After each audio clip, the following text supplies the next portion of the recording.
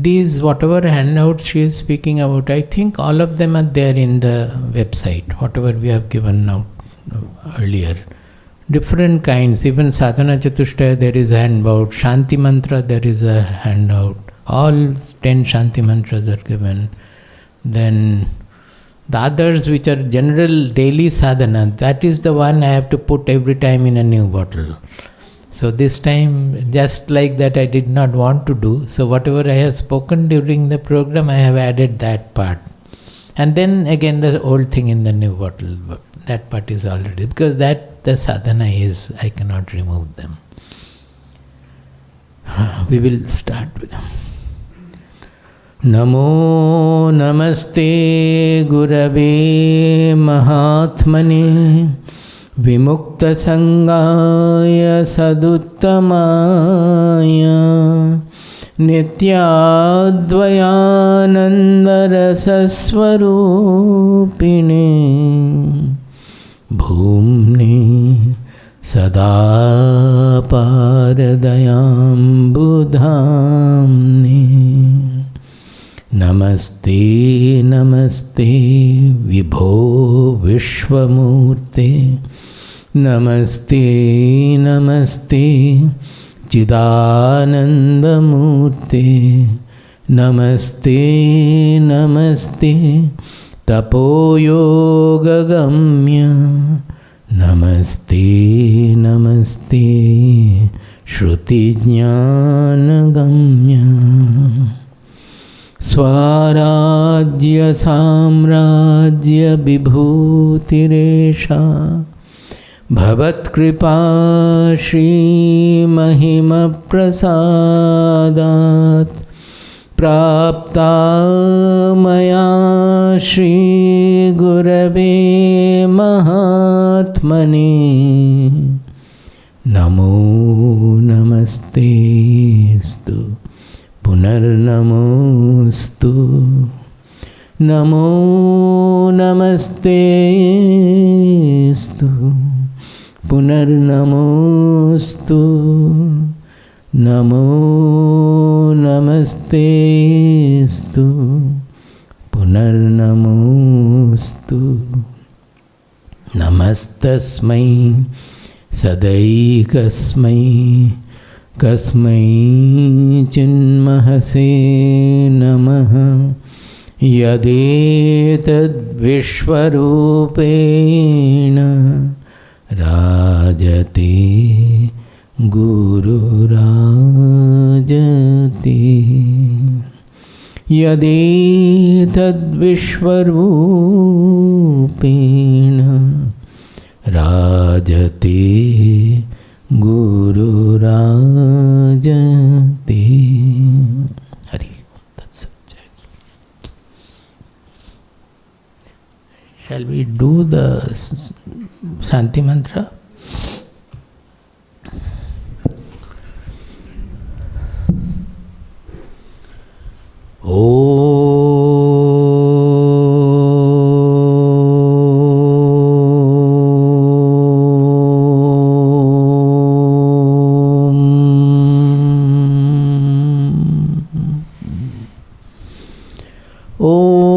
Sahana Bhavatu Om Sahana Bhavatu Sahanau Bhunaktu Sahanau Bhunaktu Sahaviryam Karavavahai Sahaviryam Karavavahai Tejasvinavadhitamastu Tejasvinavadhitamastu Ma vidvishavahai Ma vidvishavahai Om Shanti Shanti Shanti Om Shanti Shanti Shanti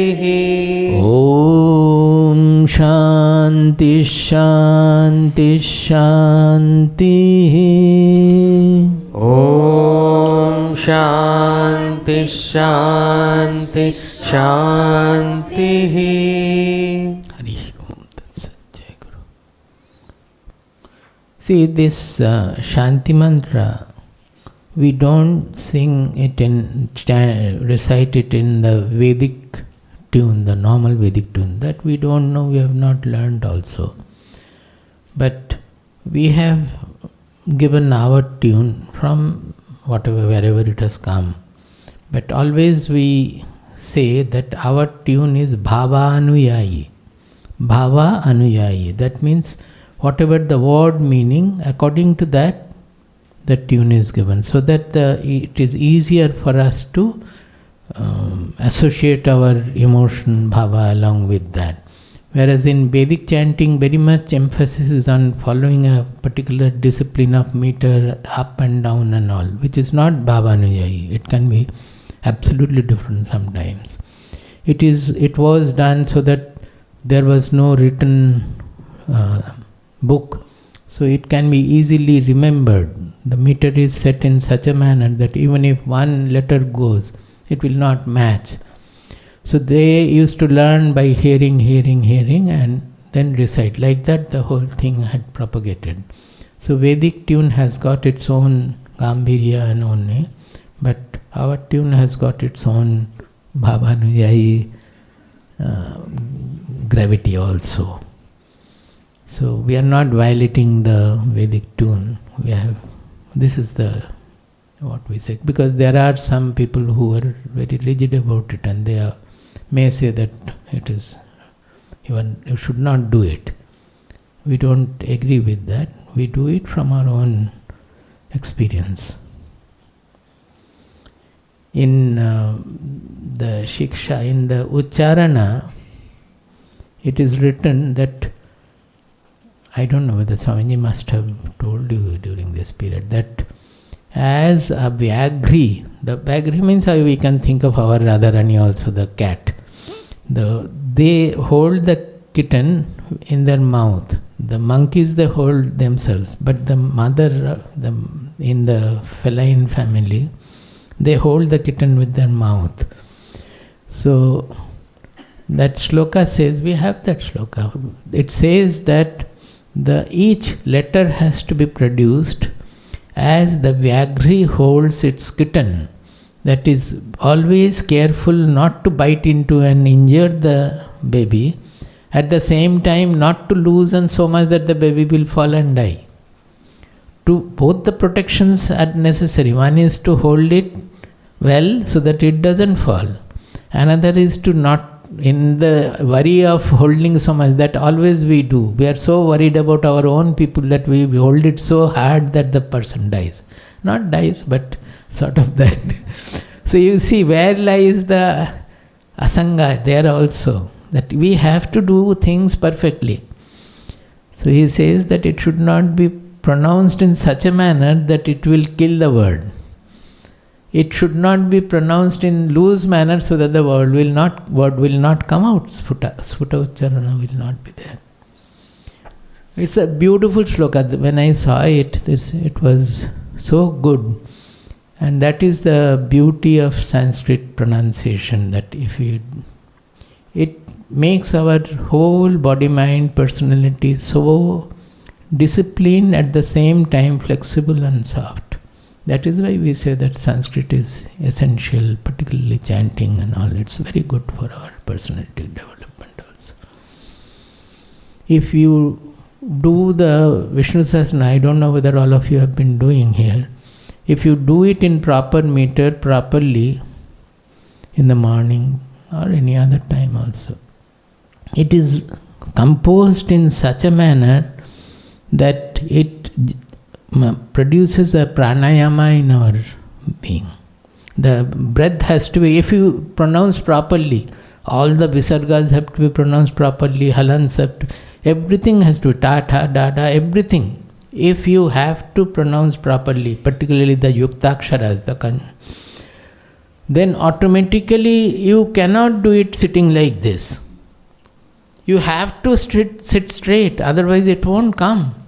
You have to breathe very powerfully, otherwise the Ucharana will not come. You see, most of you, if you notice your chanting, you will find that the Visargas are missing.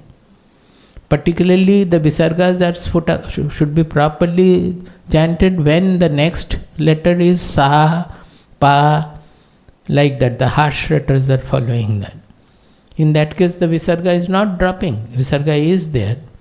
But in most, and when it is a Yuktakshara, you will find all the more, it is very difficult. Jivha, Sapta Jivha, it is there in Vishnu Sahasranama. It is not Sapta Jivha. Sapta Jivha means one who has 7 tongues, like fire. Fire has got 7 kinds of tongue, as it is described in Mundaka Upanishad. What are the tongues? They have given name also.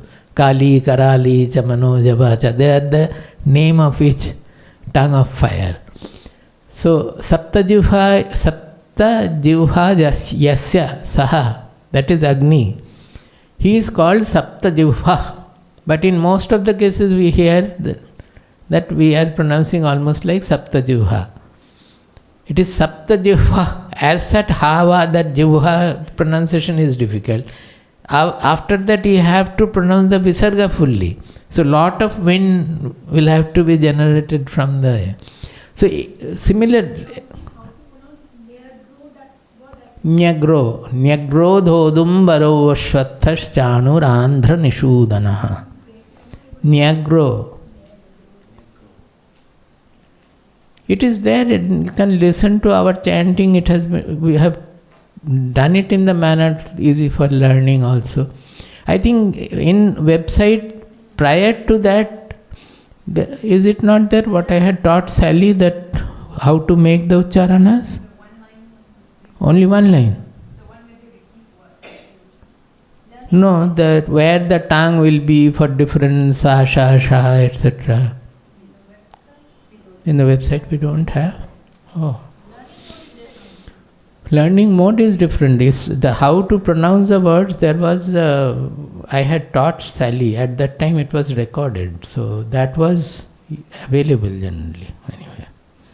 So, if you have to pronounce fully and properly, you will find that after you have completed the chanting, you feel very energized, light and free. As it happens if you do pranayama. Pranayama always, it is disciplining the breath. So by disciplining the breath, after the pranayama, you will feel lot of lightness and energy also. You know that Kapal Bhati everybody does now because of the videos, channels and all. Kapal Bhati means, Kapala means our skull. Bhati means there is a radiation from the skull. That means if you do it properly, you put your concentration on the head, you will find that there is sort of a radiation. You will not see the light, but it will be a sort of a lightness radiation coming in the head. You will feel that. So this Vishnu Sahasranama is composed in the manner that it sets into a pranayama. As such, even Bhagavad Gita and all, Anushtup Chanda, everywhere Sanskrit will have that chandas, so that will be there, but not so much like Vishnu Sahasranama, as we have found. It changes the personality, makes us very disciplined and... So why did I say all these things? Shanti Mantra I was saying. Now, you can show the... how to introspect, the handout.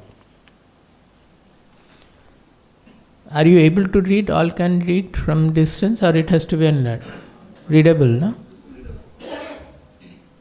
Oh, but the two sides, Now it is readable? Yeah. Then it's okay. I will read from here, you can read from there. And wherever necessary, I will stop and explain. How to introspect, that was our topic this time. The entire spiritual sadhana is to get anchored to our true universal identity, even when interacting with the world. In reality, It is to move from our selfish, self-centered, egoistic, constricted mindset to, when I say mindset, means it is not just the thoughts. The thoughts are emanating from a fundamental, which is the mindset. So if the mind is liberal, it will produce liberal thoughts. If the mind is constricted, it will produce miserly, constricted thoughts.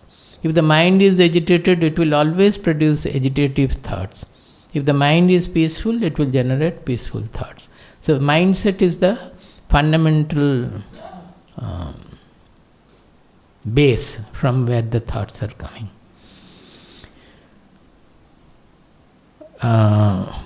It is, in fact, to move from our selfish, self-centered, egoistic, constricted mindset to a flexible, all-embracing, impersonal, impartial, expansive mindset. So the whatever we may say, soul and Brahman and Atma and all that, that need not be considered. This is what we actually have to do. Now our meditative experience and coming to know and experience of the Atma Sakshatkara also, that will definitely help it. But that is not an end in itself, that if you are fine Brahman in the meditative state and coming out of that state you create havoc in the family or in the ashram, then that meditative state is, because your life has to get transformed. You are not supposed to meditate throughout day and night throughout your life. The interactive, we have been given mind, buddhi, the sense organs to interact, not to sit tight. So the always going into meditation is not at all a solution. But meditation is surely a step which will help us in our interactions. So whatever the benefits of meditation, and the peak of it is samadhi, that is also, all those have to be utilized to have this final goal of completely divinizing our life. Divinizing our life means transforming our life. So why not start that right in the beginning, even without having any meditative experience also? What we are supposed to do is to have a mind of this kind, that we can do applying our buddhi and our discipline. The whole process is internal and based on a transformation of our intelligence, because unless the intelligence is transformed first, you will not be able to catch hold of the mind. It is the intelligence which is bringing up the mind, guiding the mind.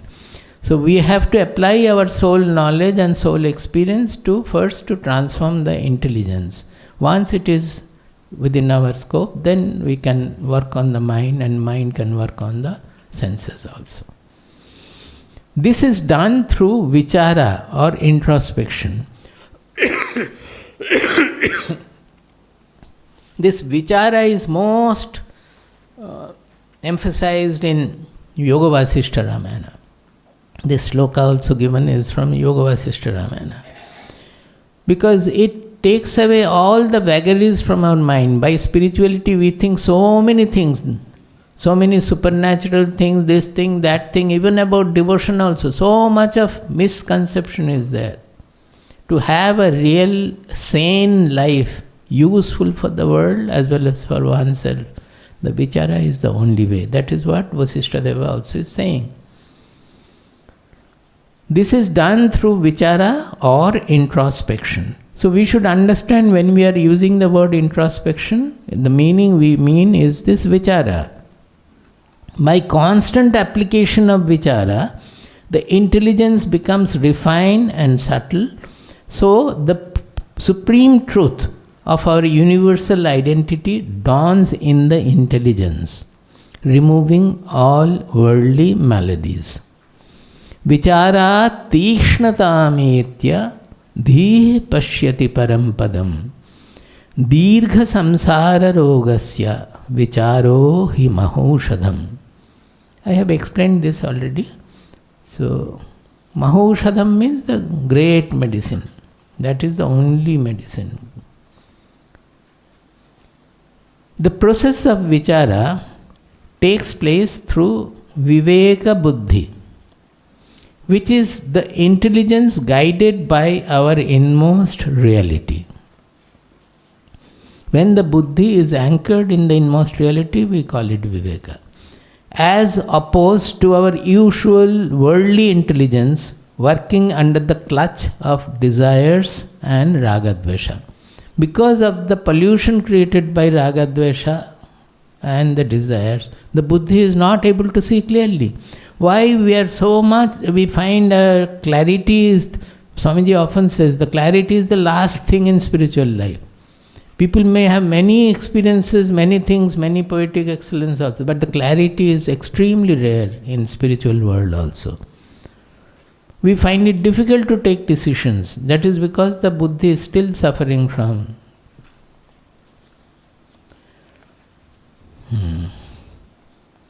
the infinite. I will repeat this. The process of vichara takes place through viveka buddhi, which is the intelligence guided by our inmost reality, as opposed to our usual worldly intelligence working under the clutch of desires and ragadvesha. The infinite variety of the world is always pulling us away from our inmost anchor. Know that this outward pull, the centrifugal force, is not generated by the objects but by our own ragadvesha. This, if you can understand very well, every behavior you can look back and change. You get agitated or de-seated because of the situations. The trouble is not in the situation, the trouble is my getting disturbed, in my getting agitated. Solve it first, then try to solve the situation. Situation can be easily solved then. Know that this outward pull, centrifugal force, is not generated by the objects, but by our own ragadvesha, that is, clinging to what we like and hating what we dislike, attraction and repulsion. Then we have given the two pictures.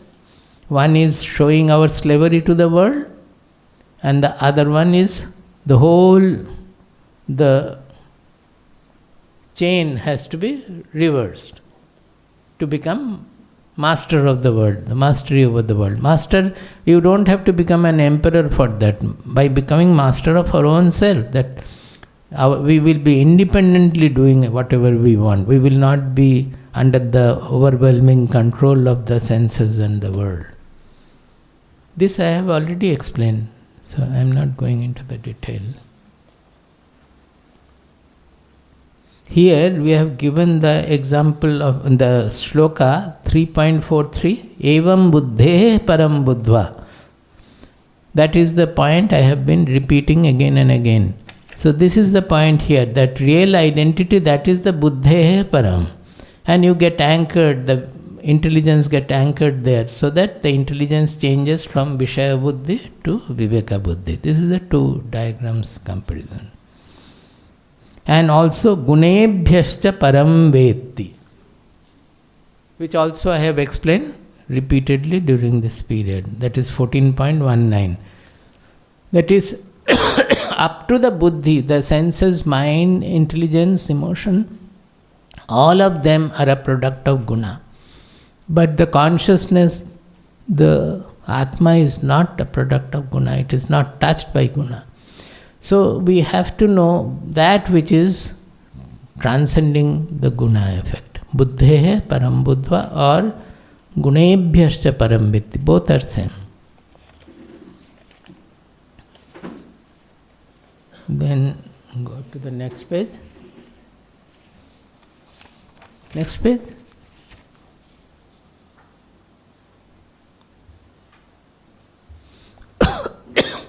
To interact with the world variety,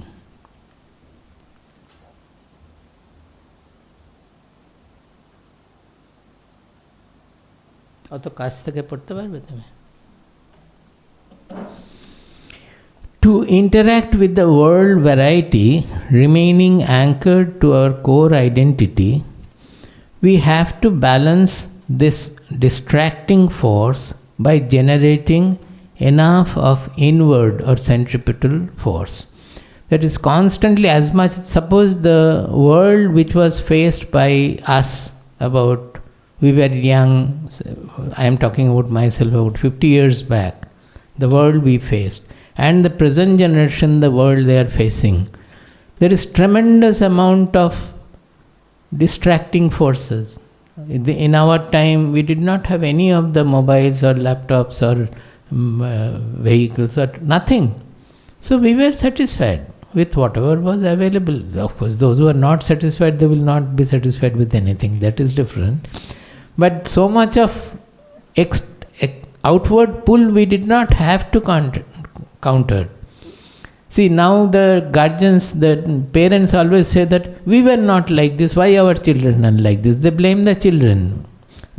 What is the cause of the children? We are the cause of the children. If at all anything is wrong with the children, we should blame ourselves first of all. We are the cause. Now, where lies the cause? Why they have become like this? Because maybe we were very honest in our own manner and we were not behaving like the present generation. That is fine. But you did not bring up your children, giving them enough wisdom so that in this changed world they can also remain like that. Remain independent, not getting slave to the world. That part we have missed.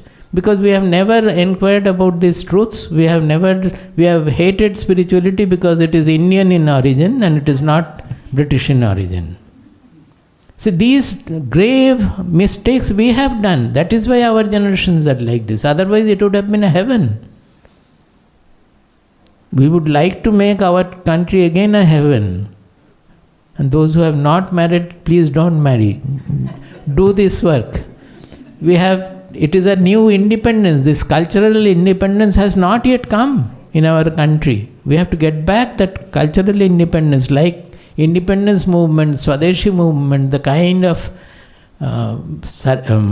sacrifice we had to make, the kind of dedication we had to make. We have to make for this Indian our cultural independence also, which has been a grave mistake in our previous generations or our generations.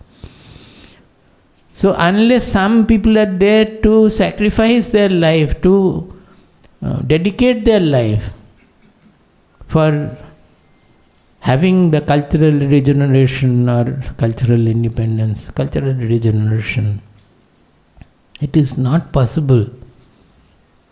We don't get even any younger people to listen to us or to hear. How can we serve the country?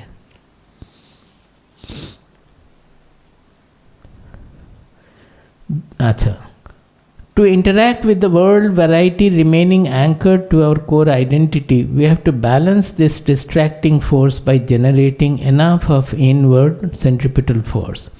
Viveka enhances this centripetal force to keep us focused within. This I have explained already.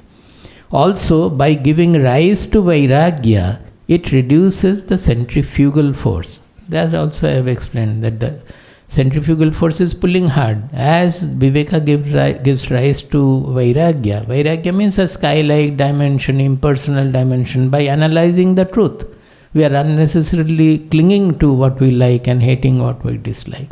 So applying viveka, when it removes this clinging, sangha, removes this attachment, as you say. Actually it is clinging and sangha. That is the generation of vairagya. That means we remain impersonal and we can see the things as they are. We can see ourselves also as we are. It gives clear vision.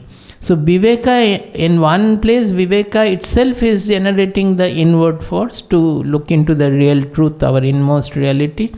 In another sense, as it is analyzing with the viveka, as we are analyzing, it is giving rise to vairagya in us. And we generate that sky-like dimension, the spatial dimension in us. We have to resort to viveka in every moment of our life through two modes of sadhana. As this time only I discussed in this manner. This I had never discussed earlier. In this course only I discussed. That meditational viveka and interactional viveka. How the viveka is implemented for meditation as well as for our transforming the interactions. Both the cases it is viveka, how it is being done. meditational viveka. In Vedantic meditation, we have to first discover the unchanging subject I by applying viveka. Did I not tell you that from body to mind to intelligence, that how we go inside to find out who am I? And that I does not get changed with any of the changes in the body, mind, intelligence. It is an observer of that. So to find out who is the real I, who am I, what is the real subject, we are applying viveka to go inward and finally discover. In Vedantic meditation, we have to first discover the unchanging subject I by applying viveka. Viveka tells us how to attain the real subject I, transcending our inherent tendency to look for something different from the subject. This also I have explained, otherwise it will become a little illegible. That when you are applying viveka, at a point you have to know that by viveka we are always trying to see the self as something before me, which is not so. I am the self. Self cannot be before me as an object. So there I said that the only way is to surrender our effort and become effortless. Then the self reveals itself. So final goal also is given by viveka to overcome viveka. This you should know. In spirituality is always so. We apply logic to transcend logic, to reach that the free spiritual logic or experiential logic. There we are transcending the logic. As I said, the regression, infinite regression and all, the causality. The causality tells us that to get to the absolute truth, we have to transcend causality. Similarly, viveka will itself tell us that in the last point, to get over the subject-object division, we have to become effortless. That is, we have to drop viveka also at that point. Everywhere it is that. Initially, it is our aspiration or desire for self-realization is taking us away from the world, everything we are doing. But at the last point, that desire also has to be dropped. The desire for the self also has to drop in the last point. Otherwise, we will not be able to be successful. So in Vedantic meditation, we have to first discover the unchanging subject I by applying viveka. Viveka tells us how to attain the real subject I, transcending our inherent tendency to look for something different from the subject.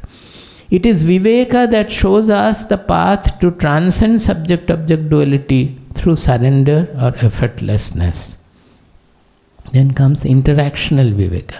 But how to identify with this unchanging I even during interactions? Because if during interaction you think of the soul or Brahman, then you will not be able to interact. You have to focus on whatever you are doing, and that has to be a full focus. Vedanta doesn't say that while working your focus will be somewhere else. Then the work will not be succeeding.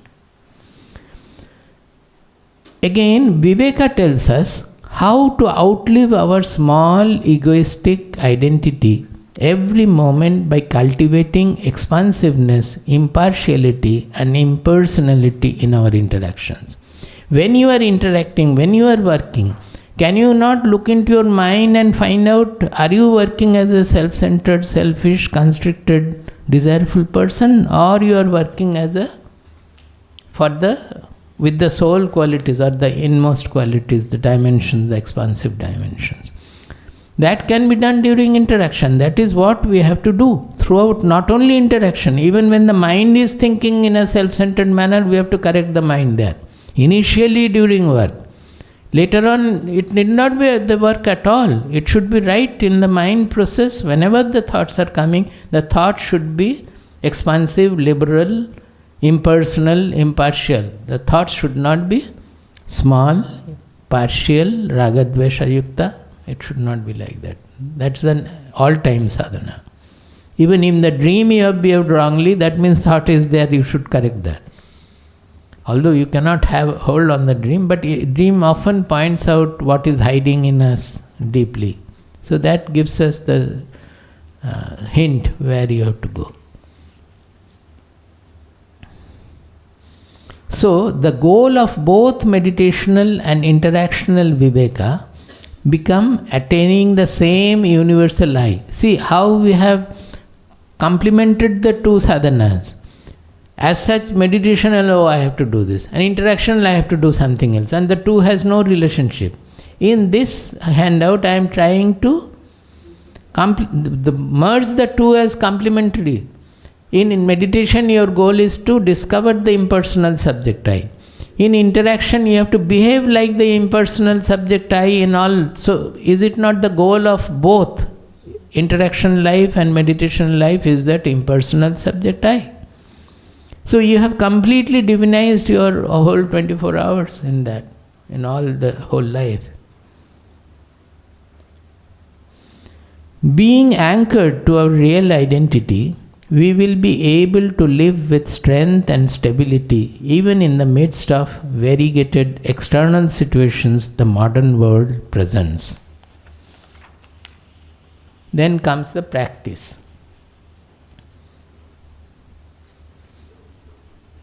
Look within, shift the focus from external events and situations to the mind's response to them.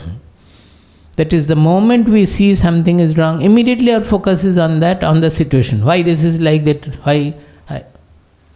Look back, look within and see that why am I reacting like this? The situation is like this, okay. But I should understand the situation and do whatever to be done. Why I lost my self-centeredness? Somebody is saying something is wrong or blaming unnecessarily. Immediately we want to shut him or her down by retorting with other things. So the focus should not be on the person who is saying wrongly. Focus should be on, is my mind listening to it properly or reacting properly to that or not? If it is not, make the change and then try to set right the situation.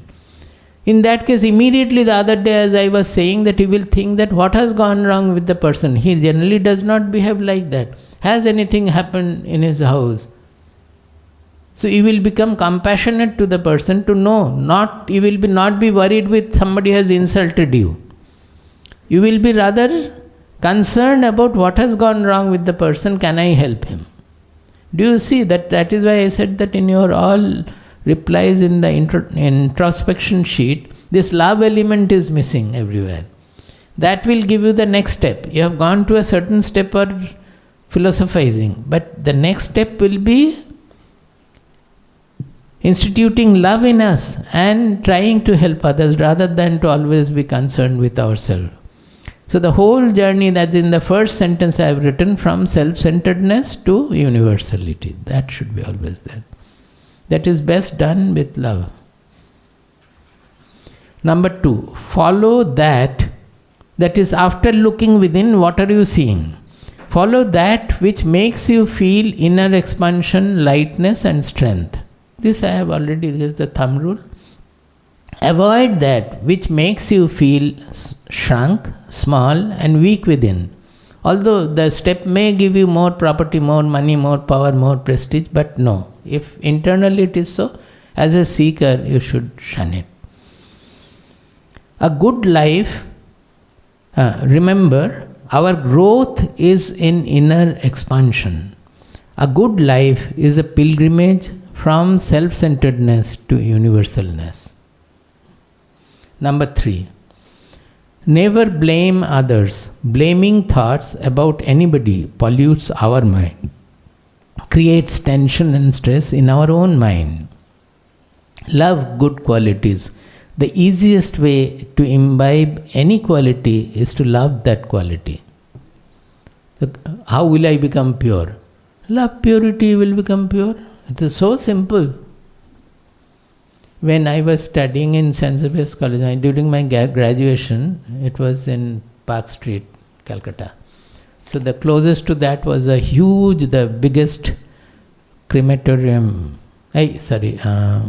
graveyard in Calcutta, the Christian graveyard. So earlier days they used to have beautiful tombs that is made of, mainly made of marble, and there will be beautiful angels and many things over that decorated. What it is called? The decoration, there's a name for it. Huh?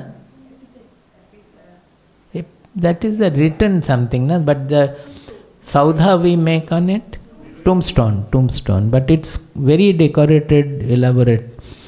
So my evening walk was in that graveyard. It was a huge graveyard and full of so I used to see beautiful, even the Lord who has ruled Calcutta, they are there.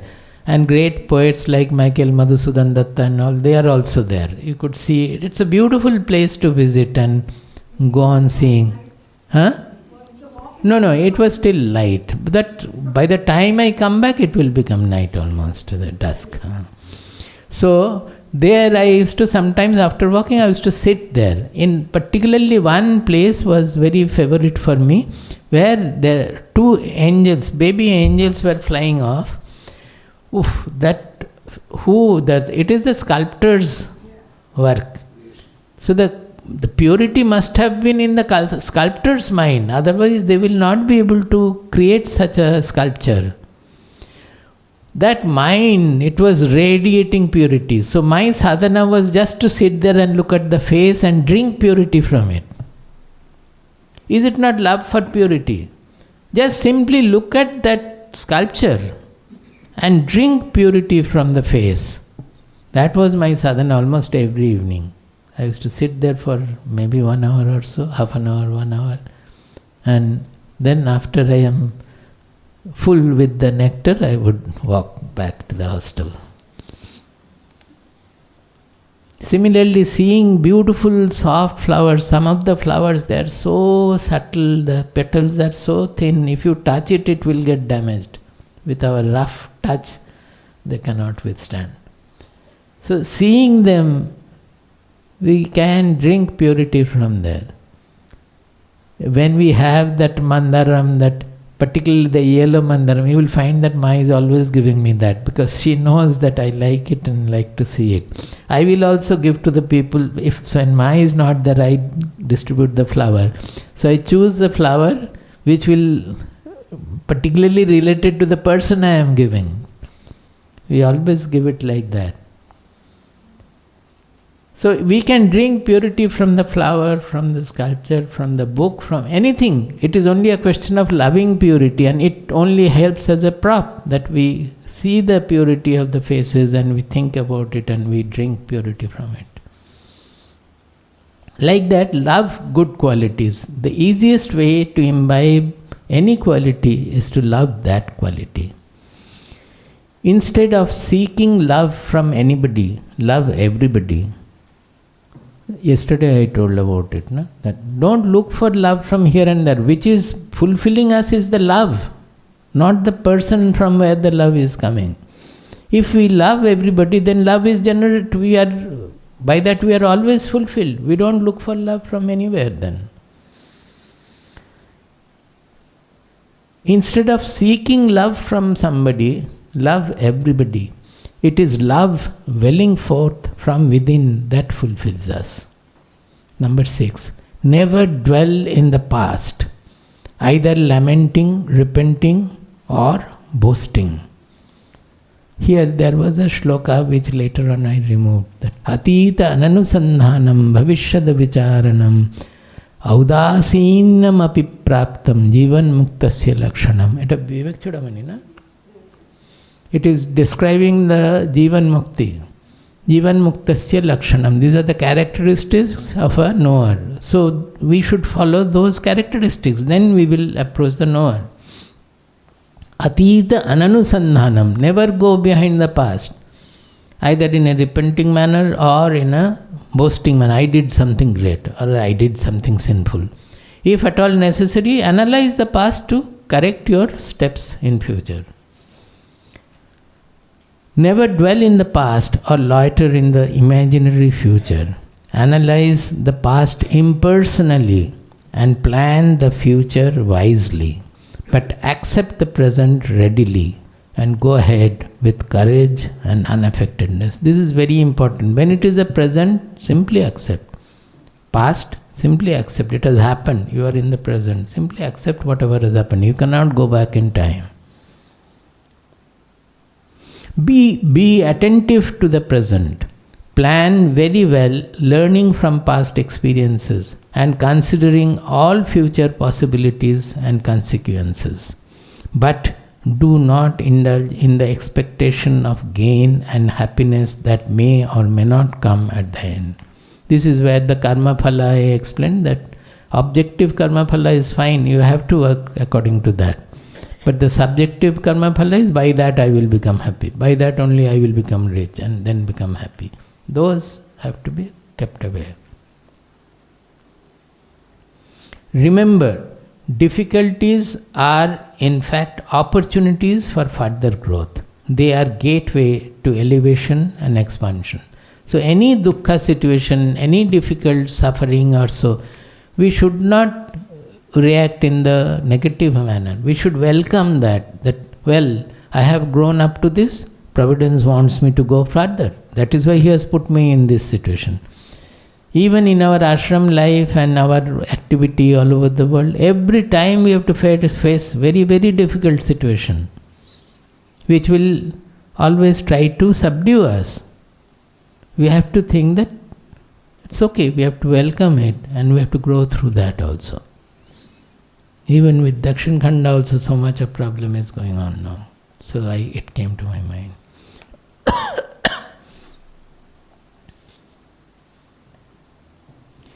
Number 8. Never fight with negative thoughts or traits. This also in the answering question I have discussed. Fighting with them will allow them a greater hold on your mind.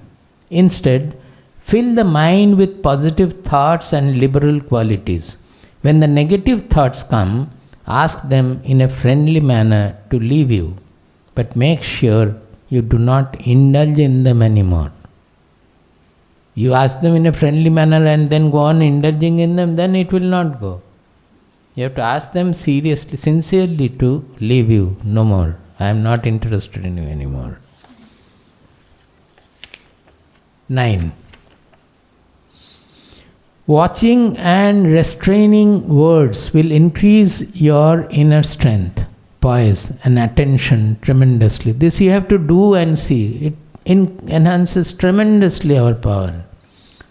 We fritter away our all energy in speaking unnecessary things and constantly reacting to things.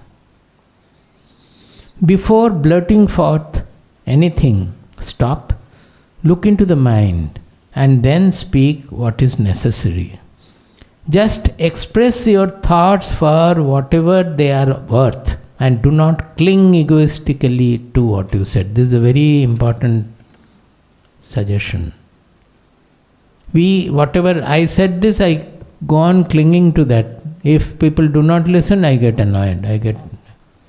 You say whatever it is worth. It may be accepted, may not be accepted. So many great people suggested so many things to Gandhiji. He did not listen. What can they do?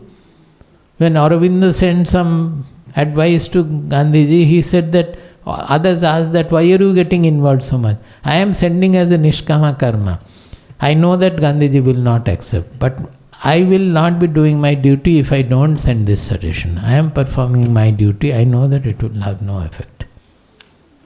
And India will be in darkness. He had mentioned that. Any correction becomes most effective when applied to the causal level. This you should understand very well.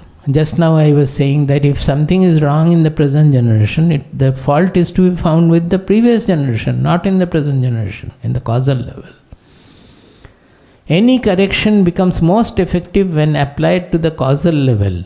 To correct a wrong behavior, look for the thoughts giving rise to such behavior. See, any behavior, suppose you have hurt somebody. You say that no, I don't want to hurt anybody. But you have a behavior which goes on hurting people. But every time you say that again I have misbehaved, I don't want to hurt anybody. Our approach is wrong. Behavior is only the external expression. Behavior is not the cause, it is the effect.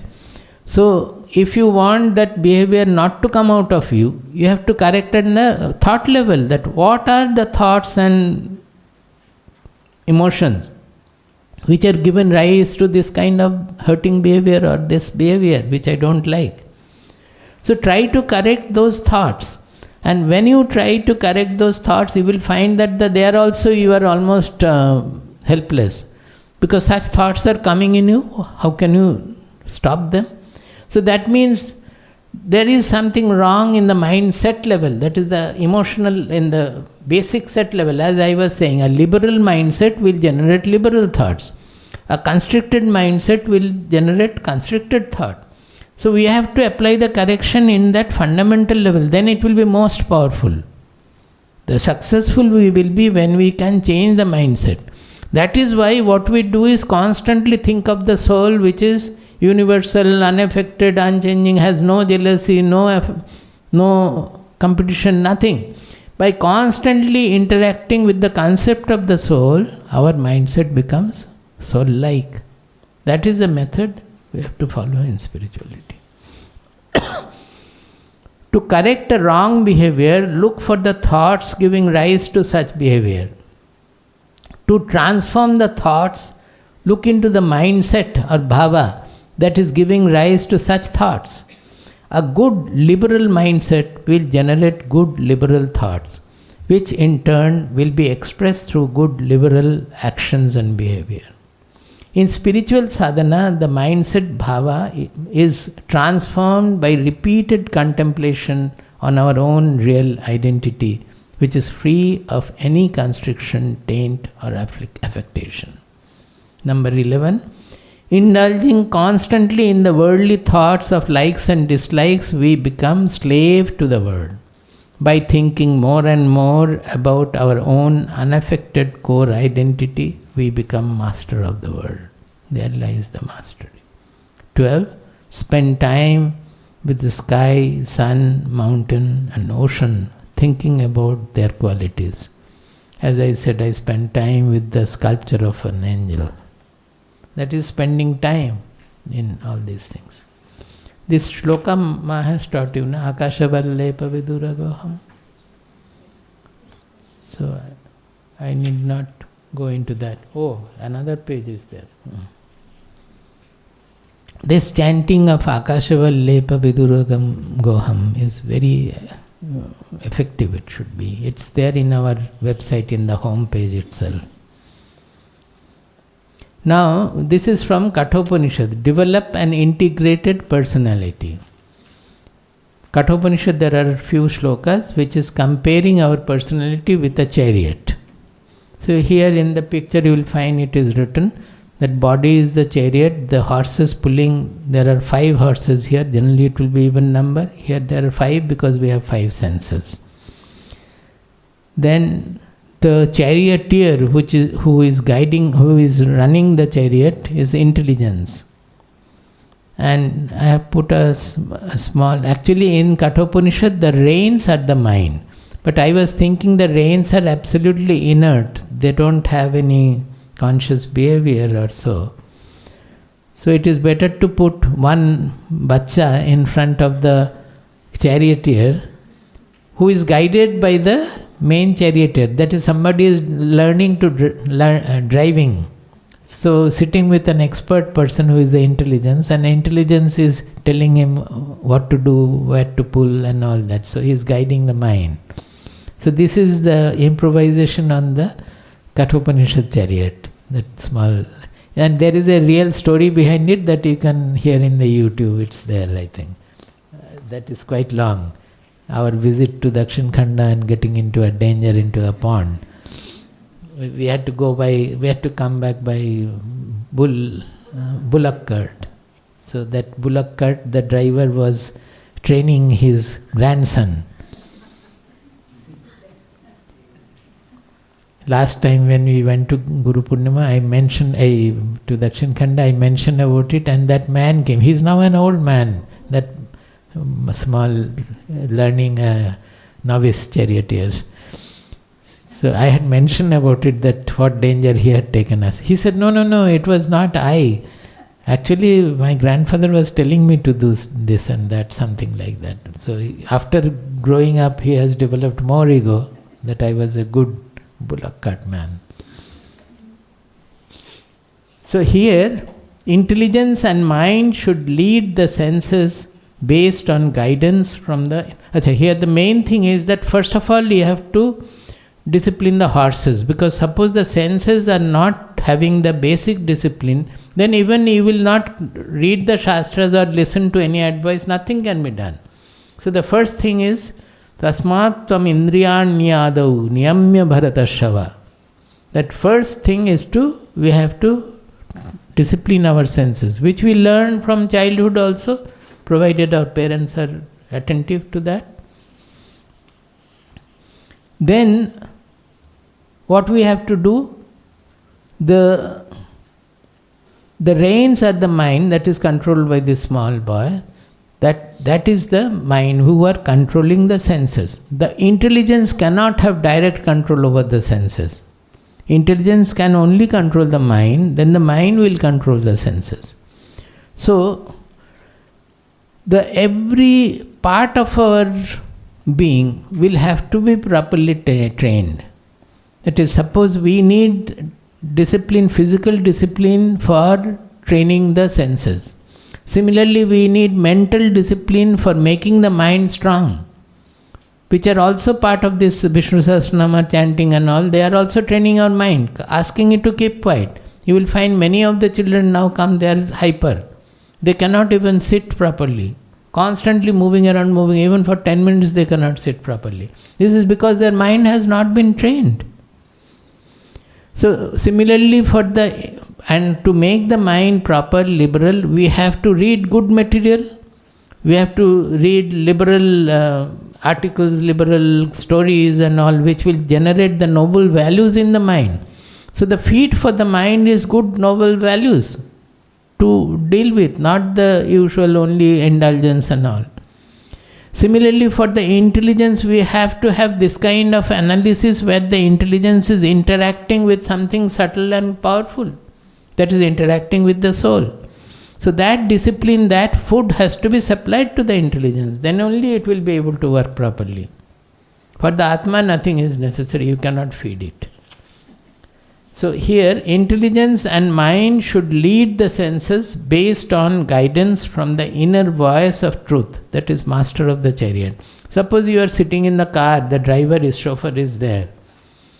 You sit and immediately the chauffeur goes on driving whatever he feels attractive according to that. Should he not ask the master, where shall I go? What do you want to go? So we are actually doing like that. We are never asking our soul that where do we want to go? The soul wants to go to its real identity. That is the Nishreyasa, or to the Shreyas. But without asking the soul, we are always driving towards prayers. The mind controlling the reins must heed the guidance of the intelligence, winning over the influence of greed and hatred, because the mind will be always subdued by greed, desires, hatred. To listen to the intelligence, it has to get over all that. The senses cannot be controlled directly by the intelligence. The intelligence has to guide the senses through the mind. Only disciplined senses will act according to this guidance. Therefore, regulate the senses, the horses' senses, through physical discipline. Strengthen the mind through mind-related disciplines. It is not only strengthen, purify also, noble, make it mobile. Sharpen the intelligence by spending time to understand the truth. Listen to the voice of truth. Discipline senses following the mind, mind guided by the intelligence. Intelligence always looking for guidance from the inmost reality will lead us to the ultimate auspicious goal. That is the integrated personality. The Kathopanishad also ends with that verse there. That Kota kijana ma last time? I have forgotten it. Vishnoho tad Vishnoho paramam padam. Vishnu actually means Vyapnoti iti Vishnu. Vishnu, we are giving that picture, but actually Vishnu word means all pervading, infinite. So Vishnoho paramam padam is that goal where we become universal, infinite. So he reaches that goal of infinitude, in tune with infinitude. I think that's all. So we will try to take the printout by afternoon, and now they are supposed to, you will announce. I will chant the Shanti mantra. Acha, Shanti mantra will chant.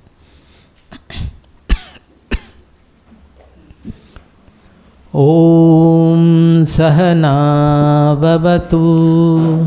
Om Sahana Bhavatu. Sahanau Bhunaktu. Sahanau Bhunaktu. Sahaviryam Karavavahai.